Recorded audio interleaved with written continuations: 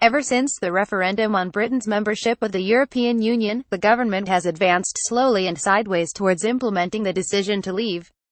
It is surprising that, 17 months later, we have made so little progress towards deciding the terms of our departure and what relationship we want with the EU afterwards. Today, the House of Commons finally began debating the EU withdrawal bill, the essential legal underpinning of our departure. Amendments have been tabled in an attempt by Labour MPs and some pro-conservatives to try to influence Theresa May's negotiating strategy. As we report today, there are likely to be close votes in which the government risks being defeated, but they will not happen until after next week's budget. Meanwhile, the country approaches the next crucial moment of decision, which is the European Summit on 14 and the 15th of December.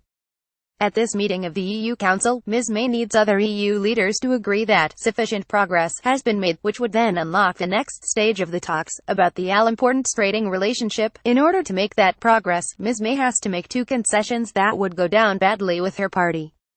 First, she has to offer more money and, second, she has to offer a compromise on the rights of EU nationals in the UK that would allow the European Court of Justice (ECJ) an indirect say over them.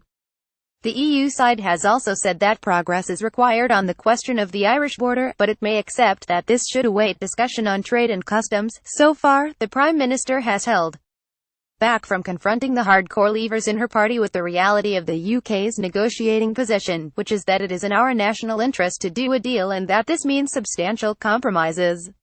That in turn means accepting that we will have to pay more than Ms May has so far offered. In her Florence speech, she suggested that the UK would continue its current net contributions to the EU for the 2 years of what she calls an implementation period. Given that this means no change for 2 years, other EU countries could be forgiven for thinking that Ms May's offer currently stands at zero. In any case, the government has accepted that the UK will pay for pensions and other future commitments, so it is time now for Ms May to agree how that figure will be calculated and to absorb the political pain from having others put a no doubt very large number on it. On the rights of EU nationals in the UK after Brexit, she is going to have to accept some kind of joint decision by the UK Supreme Court and the ECJ. This might tread on one of the red lines set out by Boris Johnson, the Foreign Secretary, but not perhaps cross it. Her worry is that making these concessions would trigger a Tory Eurosceptic revolt to replace her with someone more committed to leaving Mr. Johnson, David Davis or Michael Gove.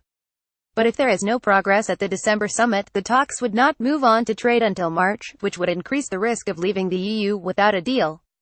That would be disastrous, and Ms May must know it. We are now close to the moment when she has to confront the hard Brexiteers and face them down. Reuse content.